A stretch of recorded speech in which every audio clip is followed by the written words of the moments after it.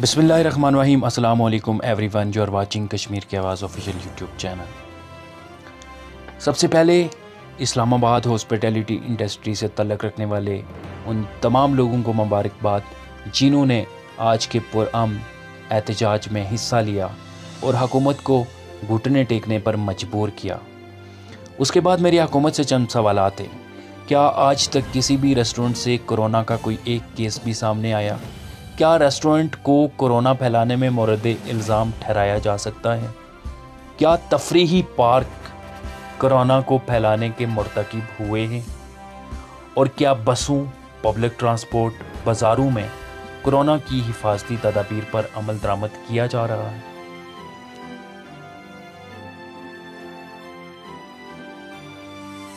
अगर नहीं तो रेस्टोरेंट पर इतनी सख्त पाबंदियां क्यों आयद की जा रही?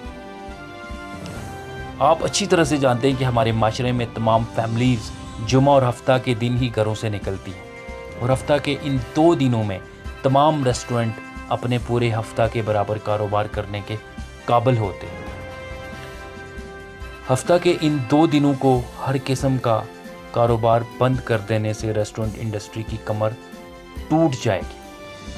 और अगर रेस्टोरेंट इंडस्ट्री की कमर टूटती है तो 50 से 60 लाख लोग जो रेस्टोरेंट इंडस्ट्री से वाबस्ता हैं, जो रिज़्क़े हलाल कमा के अपनी फैमिलीज़ को चला रहे हैं, उन सब के साथ आप ज़्यादती करोगे। माजी में रेस्टोरेंट इंडस्ट्री ने हर मुश्किल वक्त में हुकूमती इदारों का साथ दिया। इस इंडस्ट्री के मुलाजमीन को लॉकडाउन के दौरान हुकूमती इदारों की तरफ से कोई माली इमदाद नहीं दी गई और तमाम रेस्टोरेंट ने जहां एक तरफ मुलाजमीन की माली इमदाद जारी रखी तो दूसरी तरफ हुकूमती इदारों के बारी बिलों की बरवक्त अदायगी को भी मुमकिन बनाया।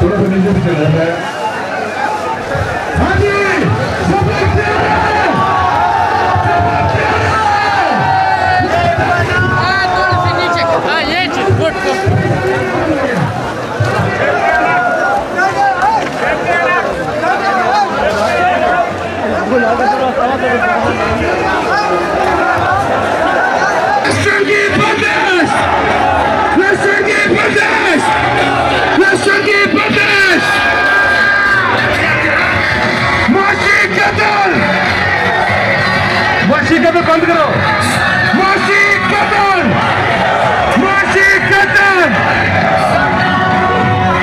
मजदूर से लाठी, मजदूर से लाठी।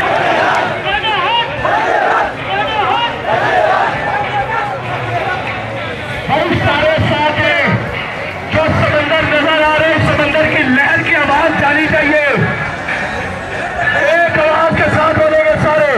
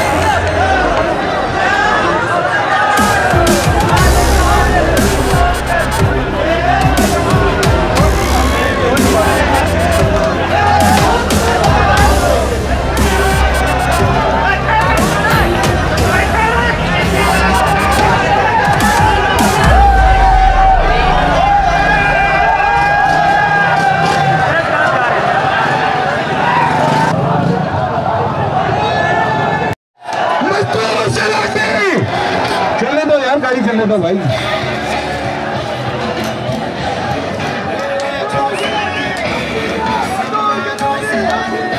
यार सलीम कमर करें।